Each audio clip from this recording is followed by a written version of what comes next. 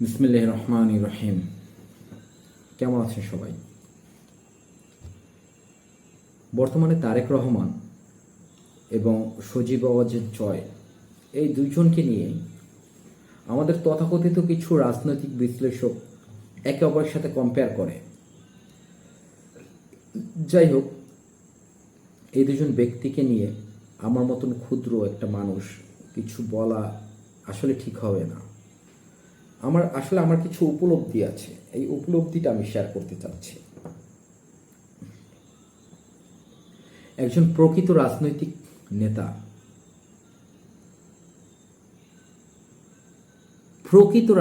নেতা, হিসেবে তৈরি হইতে একটা মানুষের যে গুণবলী প্রয়োজন, আমার মনে হয় মহান রাব্বুল আলামিন তার সব কিছুই তারেক রহমানকে দিয়েছে। সাবেক রাষ্ট্রপতি শহীদ জিয়াউর রহমানের ছেলে, 3 বারের প্রধানমন্ত্রী, দেশমাতা বেগম খালেদা জিয়ার সন্তান। এই পরিচয়টা তারেক রহমানের এখন আর পরিচয় না, তার নিজস্ব একটা পরিচয় আছে, আর সেটা হচ্ছে সে তারেক রহমান।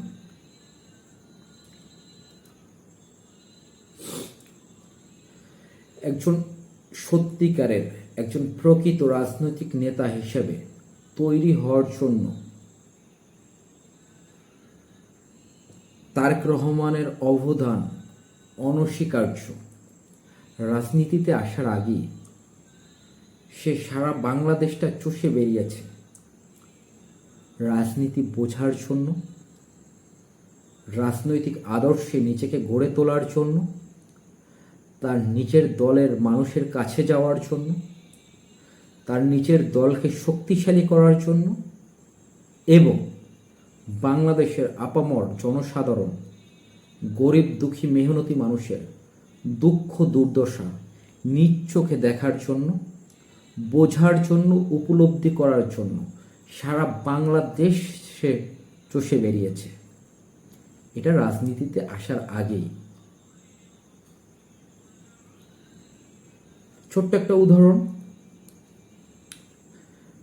যখন সে পিরোজপুরে আসে, পিরোজপুরে এএসটি একাডেমির অডিটোরিয়ামে তার প্রোগ্রাম ছিল। আর আল্লাহর রহমতে আমিও এএসটি একাডেমির ক্যাডেটে পড়াশোনা করতাম তখন। তো ভলান্টিয়ার হিসাবে আমাকে সেই প্রোগ্রামে আমিও ছিলাম। তো আল্লাহর অশেষ মেহেরবানিতে খুব অল্প কিছু সময়ের জন্য তারেক রহমানের সন্নিকটে, একটু নিকটে যাওয়ার তৌফিক আল্লাহ আমাকে দিয়েছিল ওই ভলান্টিয়ার থাকা অবস্থায়। ম্যাক্সিমাম হাফ অ্যান আওয়ার এরকম হবে। বি অনেস্ট, একটা মানুষের ভিতর কতটুকু পার্সোনালিটি থাকা দরকার, তার ব্যক্তিত্বটাকে কতটুকু পর্যায়ে নিয়ে গেলে সে সবার থেকে একটু আলাদা হতে পারে, সিনিয়রদের রেসপেক্ট করার যে মন মানসিকতা, উপর থেকে না, যে ভিতর থেকে যে একটা রেসপেক্ট চলে আসে সিনিয়রদের দেখলে, প্রকৃতভাবে শুদ্ধভাবে কথা বলার যে শক্তি, সৎসাহস, সত্যি কথা বলার যে একটা অঙ্গীকার একটা মানুষের ভিতর হতে পারে, তা আমি ওই অল্প সময় দেখে বুঝেছি। হয়তো তারে না দেখলে বুঝতে আমার আর একটু সময় লাগতো। যাই হোক, রাজনীতিতে আসার পরে তাকে এমপি হওয়ার জন্য প্রস্তাব দিলে সে কিন্তু নেয়নি। সে কিন্তু দলটা আরও বোঝার চেষ্টা করছে। তখনই সে এমপি হতে পারত। দলকে আরও বোঝার চেষ্টা করছে, রাজনৈতিক কেরিয়ার গড়ার জন্য, নিজেকে আরও তৈরি করার জন্য সে দলের সাথে থেকেছে। ভাগ্যের নির্মম পরিহাসে মিথ্যা বানোয়াট রাজনৈতিক উদ্দেশ্য প্রণোদিত 1টা 2টা 3টা একাধিক মামলা দিয়ে যখন তাকে কারাগারে নেওয়া হয়, কি নির্মম নির্যাতনটা তাকে করা হয়েছে। ধর্ষণের আসামিদেরও এতটা নির্যাতন করা হয় না যে তাকে যে নির্যাতন করা হয়েছে। মৃত্যু শয্যায় তাকে বিদেশে পাঠানো হয়েছে চিকিৎসার জন্য। অনেক ডক্টর বলেছে সারা জীবন পঙ্গুত্ব নিয়ে চলতে হবে। কিসের জন্য? দেশের কাজ করার জন্য। নিজের আপন ছোট ভাইয়ের লাশটা কাঁধে নেওয়ার তৌফিক তার হয়নি। মৃত্যুর সাথে যে মা হসপিটালে বসে পাঞ্জা লড়তেছে, সেই মাকে দেখার সৌভাগ্য তার হয়নি, তার কাছে থাকার সৌভাগ্য তার হয়নি। প্রবাস নামক কারাগারে 16-17টা বছর তাকে আটকিয়ে রাখা হয়েছে, কিন্তু সে কি থেমেছিল? ভাইয়ের শোকে, মায়ের শোকে সে ঝিমিয়ে পড়েনি। সে বাংলাদেশের মানুষের কথা চিন্তা করেছে। শেখ হাসিনা এই জালিম সরকারকে সরানোর জন্য, এই জালিম সরকার থেকে বাংলাদেশের সাধারণ জনগণকে মুক্তি দেওয়ার জন্য প্রতিটি সংগ্রামের, প্রতিটি আন্দোলনের সর্বাধিনায়ক ছিলেন তিনি। অত দূরে বসেও সে থেমে থাকেনি। নিজের দলকে শক্তিশালী করেছে, নিজের দলকে ঐক্যবদ্ধভাবে রাখার চেষ্টা করেছে, নিজের দেশের মানুষের কথা চিন্তা করেছে। মিথ্যা না, 5 ওয়াক্ত নামাজ আল্লাহর কাছে পড়েছে, আল্লাহর কাছে তওবা করেছে, আল্লাহর কাছে কেঁদেছে। তার কপাল দেখলে যেটা প্রমাণিত। এটা সারা রাত্র তাহাজ্জুদ পড়ে আর 70 রাকাত তাহাজ্জুদ পড়ে ওই টাইপের না।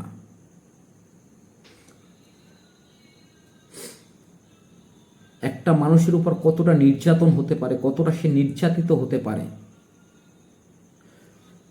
এমনকি তার বক্তব্য, তার একটা কথা প্রচার করা এই দেশে কিছুদিন আগেও বৈধ ছিল না।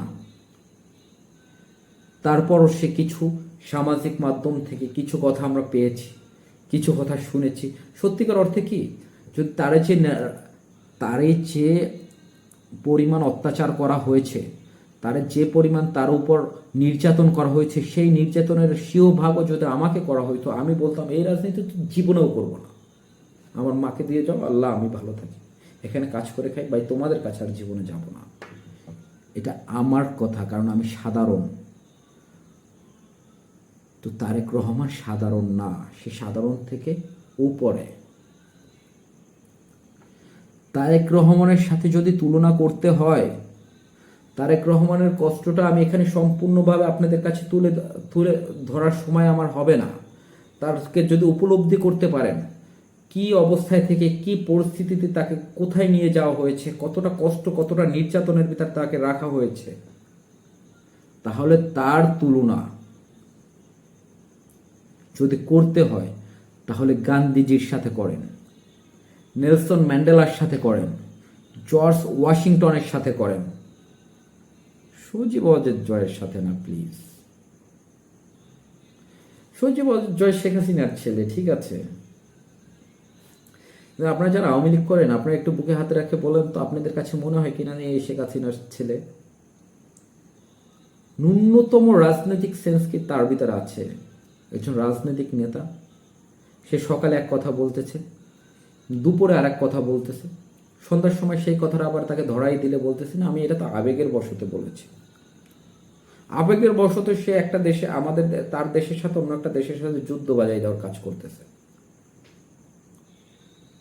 মিথ্যা বানোয়ার, সব সময় মিথ্যা ছাড়া কোনো কথাই বলতে পারে না।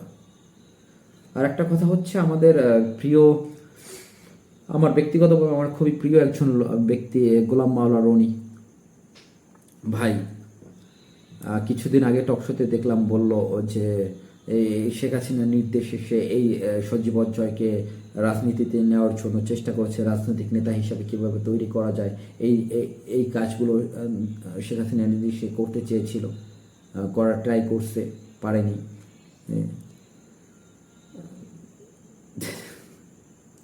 সম্মানের সহিত আপনাকে বলতেছি ভাইজান, রনি ভাই, বাই চান্স যদি আপনাদের এই নেতাকে নেতাই বানাই ফেলাইতেন, আর ইনি যদি দেশের প্রধানমন্ত্রী হয়েছে, তো তাহলে তো হঠাৎ করে ঘুম থেকে উঠে একদিন বলতো যে গোলাম মাওলা রনি, আমি স্বপ্ন দেখছি তুমি আমার সাথে অন্যায় করেছো, আজকে তোমার ফাঁসি হবে, ওকে মেরে ফেলো।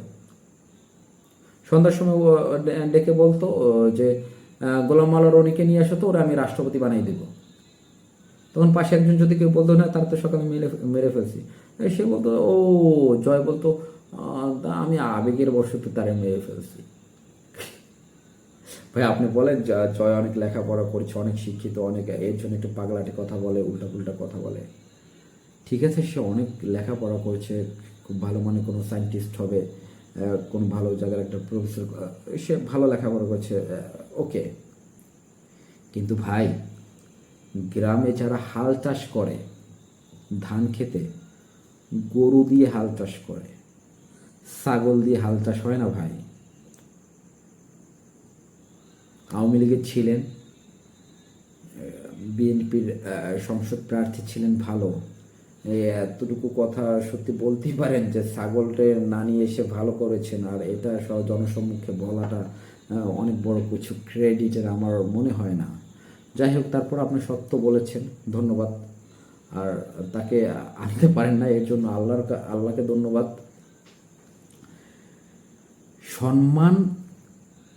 সম্মানিত ব্যক্তিকে সম্মান আমরা না দিতে পারি, সমস্যা নেই, কিন্তু আল্লাহর হস্তে তাকে অপমান আমাদের করা ঠিক না। যে কোনো সম্মানী ব্যক্তিকে হয়তো সম্মান দিব, না হলে অপমান করব না। আমরা বাংলাদেশি, আমরা বাঙালি, আমাদের পরিবর্তনের যুগ এখন, আমরা আমাদেরকে পরিবর্তন করি। যে সম্মানের ব্যক্তি তাকে আমরা সম্মান দিব, আর যে সম্মান না দিতে পারি, যদি পার্সোনাল কোনো ক্ষোভ থাকে, তাহলে তাকে অসম্মান করব না। দয়া করে হাত জোর করে অনুরোধ করছি, আর যাই করেন জনাব তারেক রহমানকে জয়ের সাথে কম্পেয়ার করেন না, ইটস নট ফেয়ার। জয়ের সাথে কম্পেয়ার করেন না, এটা ঠিক না ভাই, কারোর জন্যই ঠিক না। অনেক লোক আছে, তাদের সাথে অ্যাক্টর আছে না, নাটক টাটক করে, এদের সাথে তুলনা করেন জয়ের সাথে, ঠিক আছে। নাটক ভালো করতে পারবে যদি স্ক্রিপ্ট দিয়ে 2-3 মাস প্র্যাকটিস করানো যায়। রাজনীতির জন্য জয় না। ধন্যবাদ, আসসালামু আলাইকুম।